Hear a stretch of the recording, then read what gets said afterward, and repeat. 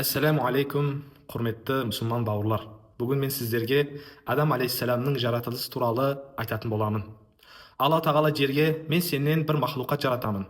Олардан маған бойсынғандарды жәннатқа, ал маған бойсынбағандарды тозаққа кіргіземін.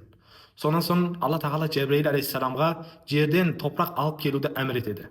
Жебрейіл алейхиссалам жерге барып топырақ алайын десе, жер мен Алланың менден оған қарсы келетін, оған итағат етпейтін бір құл жаратуынан Аллаға сыйынамын деп жауап береді. Сонда Алла тағала Микаил алейхиссаламды жібереді. Жер оған тура осы жауапты қайтарады.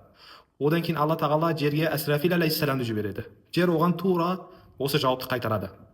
Сонан соң өлім періштесі деп аталатын Алла Азраил алейхиссаламды жерге жібереді. Жер оған тура осы жауапты қайтарғаннан кейін Азраил алейхиссалам мен Алла тағаланың әмірін орындамай Аллаға қайтудан Алла тағаланың өзіне сыйынамын деп жердің түрлі жерлерінен қара, ақ және қоңыр түсті топырақтардан алып араластырып Аллаға алып барады.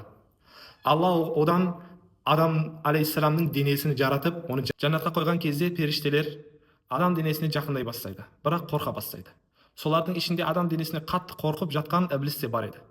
Ібліс жаймен адам денесіне жақындап періштелерге: егер Алла бұны сендерден үстін қоятын болса, сендер не істейсіңдер дейді. Періштелер сонда: әрине біз Раббымызға итағат етеміз дейді. Сонда ібліс: Алланың атымен ант етейін, егер Алла бұны менен үстін қоятын болса, мен Аллаға қарсы шығамын дейді. Сонда Алла Адам алейхиссаламның бас жағынан рухты үрлейді.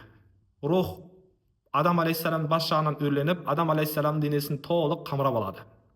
Сол кезде Адам алейхиссалам түш көреді. Түш көрген кезде «Әлхамдулиллах», яғни Аллаға мадақ болсын деп айтады. Сонда Алла оған: Алланың рахметі саған да болсын дейді. Содан кейін Алла Адам алейхиссаламға: мен кіммін деп сұрайды. Сонда Адам алейхиссалам: сен мені жаратқан жалғыз жаратушымсың деп жауап береді. Сонда Алла: дұрыс айттың дейді.